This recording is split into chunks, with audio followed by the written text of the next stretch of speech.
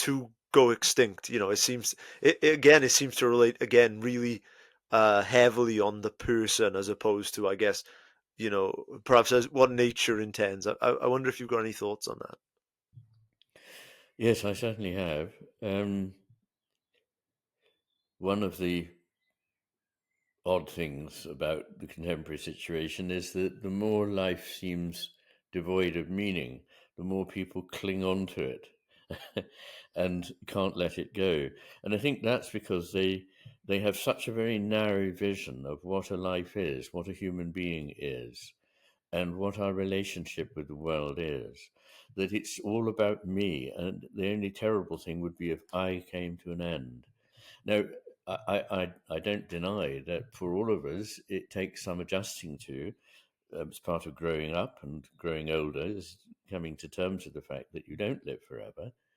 But if we did live forever, much of the things that we value would have very little meaning. If we could do anything anytime and all the time, there'd be a sort of uh, devaluing of experience, which I think actually is happening in any case. We're devaluing experience because we don't really understand what the business of being alive involves. And death is not the opposite of life. Death is the natural um, endpoint of life, and it's not the goal of life, of course, but it is the end of it. As the end of a piece of music is the completion of the work. Without that ending, it wouldn't be a piece of music. But it doesn't mean that the whole purpose of the music was the last chord. No, but whatever it is exists so that we enjoy it, experience it, and give back, I think, in our lifetime. So I think the purpose of a life, which is not a question you asked me, but I have something to say about it, is to respond to the values that we think are important. Our value at the moment is only utility. And the problem with utility is that it demands the further question, useful for what?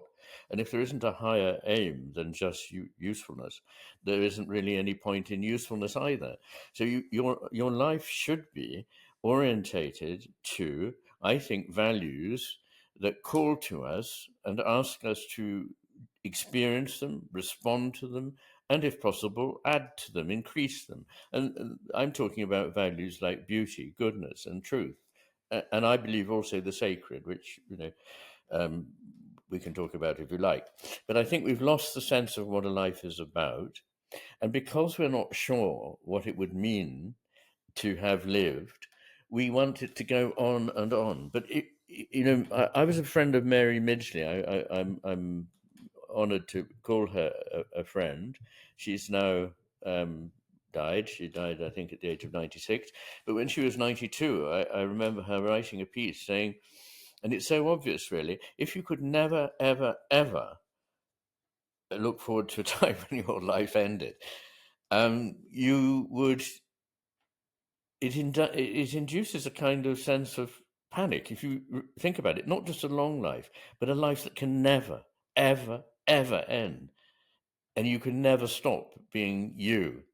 I'm looking forward to not being me. I'm tired of being who I am. I don't think it's necessary to inflict it on the world too much longer, and I don't see any reason to demur from the idea that if an eternal existence of me as I now am was a possibility, I wouldn't want it. So it's only a question of deciding how long a good life should be. And I've had 70 years, it's 3 score years and 10. And it seems like a good portion to me, although we live in a world which always wants to increase portion sizes. But I find it very odd thinking of these cryogenic people. I don't know what on earth they imagine they will be like, or the world will be like when they wake up into it. And there's no guarantee that whoever wakes them up will have good, benign desires on their existence. And then what are they going to do? Are they going to try and rapidly kill themselves, or what? It's a very strange and incoherent business.